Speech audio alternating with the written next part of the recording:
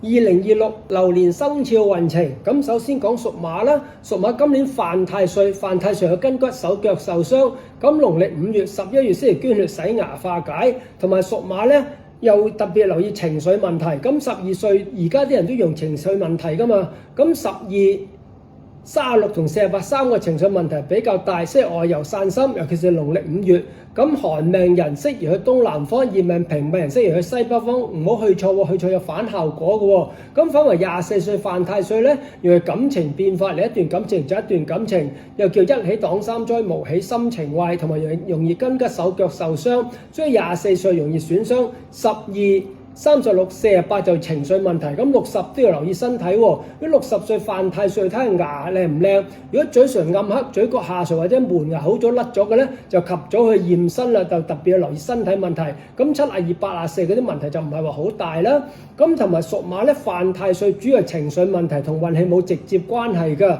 如果你生喺3月6到8月8嘅平命熱命人，當然麻麻地啦，因為呢幾年運氣對你嚟講都冇乜用㗎。咁就加埋今年犯太歲，所以所有嘢咧宜守不宜攻，就宜靜不宜動。咁但係喺8月8之後3月6之前，雖然今年犯太歲，如果主要咧就情緒問題控制得好咧，今年有新機會就可以放膽嘗試。所以屬馬嘅你雖然犯太歲，寒命人睇高一線，平命熱命人宜守不宜攻。咁但係屬馬今年吉星有金貴同埋將星，金貴財物有利，將星權力地位提升，所以打工都比較容易升職。做生意財運係唔錯，當然都係講緊呢個秋冬天出世嘅人啦。咁空星有乜嘢啊？空星係劍鋒伏屍，咁每年犯太歲都有劍鋒伏屍呢兩個星跟隨嘅，所以犯太歲年特別如係筋骨手腳受傷，揸車容易撞車。咁尤其是農曆5月、11月可以捐血洗牙化解，希望應咗個撞車唔使撞啦。咁當然顏色都好緊要喎，因為如果你平命熱命人要白金銀黑灰藍。寒命人要青綠紅橙紫，咁揸啱顏色咧，意外機會又比較細少少，唔啱顏色就更加要小心留神添。跟住屬羊啦，屬羊今年叫太歲雙合，合代表人緣好，各樣事情都比較穩定嘅，所以今年嚟講咧，嗰個財運排第4，桃花運就排第5，因為合嘅意思亦都代表感情比較穩定，所以無論事業感情都係比較穩定嘅。咁屬羊吉星有太陽、歲合同埋攀案，太陽咧就係男貴人之助，歲合貴人升得貴人輔助，攀案有利地位提升。空受天空同埋晦氣，天空計劃易成空，我成日講啦，唔使有計劃，見一步行一步就得噶啦。咁晦氣咧就棘手少少，譬如俾人雞烏自爆棚，傾好嘅咧都容易甩拖，所以要跟緊少少啦。咁當然啦，屬羊嘅都有寒命、熱命、平命之分㗎。咁如果你寒命人，因為加埋今年咧又係雙合年，感情人緣都係唔錯，樣樣嘢咧幹事情咧就可以積極少少進取一下。即使你係春夏天出世平命熱命人，今年運氣麻麻地，都因為太歲雙合嚟講咧，又會下降軌跡降得慢啲，甚至乎有少少啲咁多進展添。跟住到屬猴啦，咁屬猴今年嚟講咧就認真冇乜特別喎，因為屬猴就吉星有驛馬，驛馬就代表有遷移外出變化之象，可能去嚟去多啲啊，搬屋啊，周圍走啊。咁其實咧驛馬就冇吉冇凶，冇乜特別嘅。咁空星有粒孤神，如果你係去外地公幹，成日俾公司派外地，一個人孤孤獨獨，就孤神就應咗啦。孤神就心情覺得孤獨唔開朗，所以屬猴嘅咧今年比較平穩。吉星有驛馬，遷移外出變化之象，走動比較多。空神只有孤神，心情覺得孤獨唔開朗。咁運氣方面一樣係啦，生喺3月6之後8月8之前，平命熱命人宜守不宜攻，因為要等到2028秋天咧先係你嘅好運嚟㗎。咁如果生喺8月8之後3月6之前，要積極進取，因為而家入咗大火運嘅第2年。如果你馬年都唔去行動嚟講，去到羊年咧就驚時間就唔係好計，就慢得滯啦。咁繼續就屬雞啦，咁屬雞今年唔錯喎，因為屬雞今年咧就紅鸞桃花年，咁有桃花代表交際應酬，人緣好，間接對事業都有幫助嘅。咁單身自然容易有認識異性嘅機會啦。咁因為紅鸞桃花係正桃花，容易認識到能夠發展落去嘅感情，拍開拖有結婚嘅機會，結咗婚都係有 BB 懷孕嘅機會，所以紅鸞桃花無論感情、人緣各樣事情都係睇高一線嘅。咁有紅鸞桃花，即使結咗婚好耐啦，咁人哋對你觀感都有改善，對你觀感有改善，做嘢自然容易少少，所以各樣嘢事情都順利少少。咁除咗紅鸞之外，仲有太陰，太陰係女貴人之助。如果上司拍檔下屬係女人，下屬係女人咧，都睇高一線。咁空星有咩啊？空星冇喎，淨係得個陽刃，陽刃都唔算空星，陽刃自己控制唔到情緒，容易發脾氣啫。所以屬雞嘅你今年人緣運唔錯，有女貴人之助，只係自己容易發脾氣。但係因為你今年桃花年係你發脾氣，人哋都冇你符啦，係咪？咁因為人緣始終都好嘅。咁呢個桃花同埋呢個陽刃呢，個桃花力量大過陽刃好多㗎。咁即使你係行緊逆運，生喺呢個5月6至8月8呢個運氣呢，就影咗麻麻地，但係嚟到呢個馬年都睇高一線㗎。如果3月6到5月6平穩嘅命呢，有桃花年都係有機會有少少嘅進展。當然最好梗係行緊運嘅寒命人啦。所以如果你生喺8月8到3月6呢，有任何新機會，去放膽嘗試去積極進取。咁同埋呢，今年如果你睇廟門口嗰啲咧，都會使你犯太歲嘅喎，咁所以叫做輕微犯太歲，因為今年叫做午酉相破，火金交戰，肺骨喉嚨氣管稍為要留意啫。但係整體嚟講，呢個犯太歲就唔係好嚴重，就唔使專登留意嘅。所以屬雞嘅你咧，財運咧就排第3，嗰個桃花運咧就排第1嘅。咁跟住屬狗啦，屬狗今年叫太歲3合，合代表人緣好，各樣事情都係穩定嘅。所以屬狗今年無論桃花或者財運都係中上嘅生肖。咁財運排第5，桃花就排第6。咁排到嗱中間唔係話差喎，可能其他人桃花重少少啫。咁你合都係人緣比較好嘅。只不過今年唔係桃花年，如果單身嘅咧能夠認識異性機會就唔係話好大啦。咁唯有把握桃花年、桃花月啦。咁你唔係桃花年、桃花月係4月同10月，積極把握少少，睇下會唔會桃花月呢？如果單身嘅你都能夠脫離單身呢？如果唔係單身拍開拖結咗婚，今年就冇嘢要留意㗎。咁今年屬狗嘅呢係空星最多嘅生肖。咁講咗吉星先啦，吉星有地解同三台，地解逢凶化吉可以減輕空星嘅力，三台有利地位提升，打工有幫助，做生意就名氣權力地位提升。名氣好咗，生意都自然容易上門啦。咁空星有咩啊？有五鬼、飛符、官符、年符、華蓋。五鬼小人星，咁我成日講啦，小人嘅嘢其實唔使理嘅。通常啲能力唔夠你好啊，或者係地位唔夠你高啊，錢財唔夠你豐富啊，啲人就妒忌你就小人啦。小人嘅可以忽略佢，完全唔使理啦，唔好俾佢影響自己心情添。咁仲有飛符、官符、年符，突如其來官非是非，人事不和。咁官非唔一定係犯官非㗎，可能過馬路俾人捉到啊，亂食煙啊，亂抌垃圾，呢個都叫做官非，俾人罰咗錢就叫官非啦。又或者原來俾人抄咗牌，唔記得俾錢喎，俾人上法庭罰多啲錢，原來都叫犯咗官非。所以飛符、官符、年符，突如其來官非是非，人事不和。咁各樣簽文件契約，各樣事情。小小心心同埋揸車千祈唔好飲酒，咁嘅犯正式犯官非機會又唔係話好大啦。咁華蓋又心情覺得孤獨唔開朗，所以屬狗嘅你地解三台，逢凶化吉有利地位提升，空星嘅小人是非比較多，同埋有時覺得孤獨唔開朗。咁運氣方面一定係寒命人仲係睇高一線啦，因為寒命人呢。由2022好到2027，有啲係25先開始好，就好到30。但係無論22開始好，25開始好啦，去到2026都係短期內最好嘅年。所以你生喺秋冬天嘅寒命人，今年有新機會去放膽嘗試。咁如即使生喺呢個春夏天，今年運氣麻麻地，但係因為太歲相合、太歲三合，人緣都好少少，都會將你嘅下降軌跡減慢少少或者提高一線㗎。咁我哋到屬豬啦，屬豬咁呢個太歲暗合，暗合容易暗中貴人輔助，就未必有大力嘅。咩叫暗中貴人啊？可能上司唔睇你，上司嘅上司離遠及你都會好少少啦。有貴人雖然冇力，都好過有小人啦。同埋屬豬嘅你今年吉星有月德，月德係逢凶化吉，能化空星之力。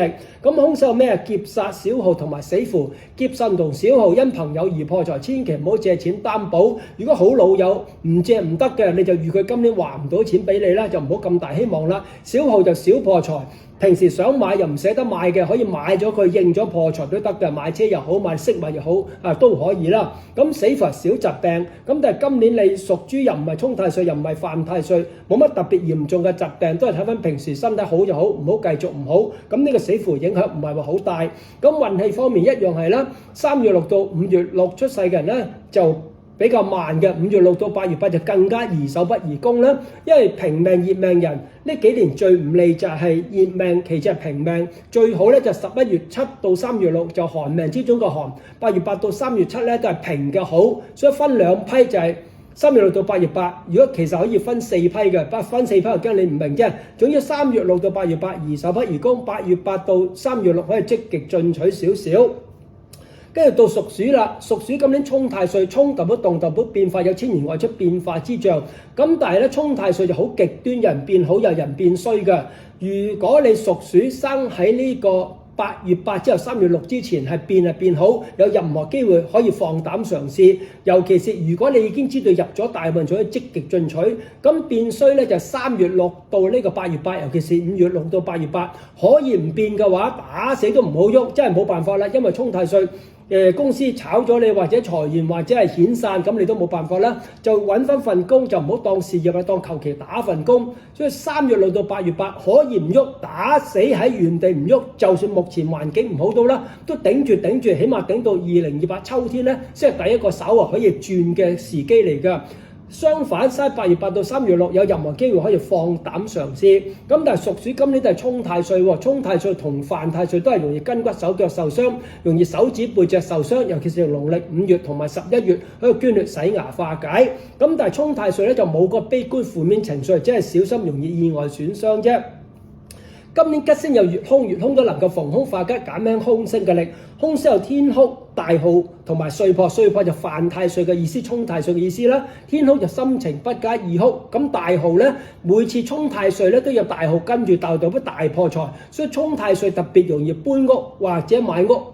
用一筆錢嘅，所以今年如果正常用錢係就係啱嘅。如果唔係買屋搬屋用一筆錢，咁就可能會破財啦。所以今年可能可以嘅話，盡量用筆錢買啲換得翻錢嘅嘢，就唔使白白破財啦。咁跟住屬牛咧嘅廟門前都會寫你犯太歲嘅喎，因為屬牛咁你叫太歲傷穿或者太歲傷害。咁太歲傷穿、太歲傷害其實好輕微，有時我自己都會唔記得嘅。咁呢啲小嘅是非唔使專登記嘅。咁屬牛嘅你今年吉星有龍德紫微，其實最有力嘅貴人星得有力貴人輔助，咁是非自然唔係話好驚啦，係咪？咁凶星咧雖然有好多暴敗、天厄、六害啊、歲殺、天殺、吞陷，全部都冇代表嘅。所以今年吉星有力而凶星無力。雖然今年太歲傷穿、太歲傷害，但係其實都唔使特別嘢要提防。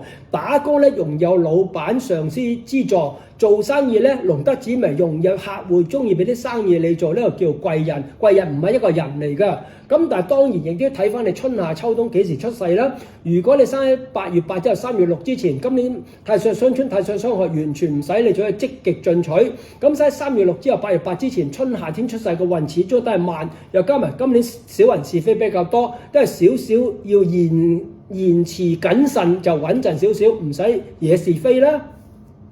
跟住到屬虎啦。屬虎今年都叫做太歲雙合，代表人緣好，各樣事情都係比較穩定嘅。因為屬虎嘅你喺2025就叫太歲雙刑，就是非比較多，皮膚腸胃麻麻地。咁今年春天都要留意皮膚腸胃，因為每年都會延續嘅，所以今年春天稍為要留意。咁入到夏天，各樣事情比較穩定啦。咁不過屬虎今年就比較中游嘅生肖，因為一粒吉星都冇。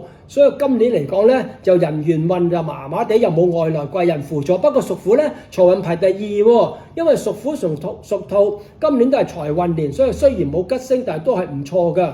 咁冇吉星，唯有自己靠自己親力親為，積極少少啦。咁如果你生喺8月8之後3月6之前，即使冇吉星都啦，憑個人力量咧都能夠有機會提高一線，都進步得比較快㗎。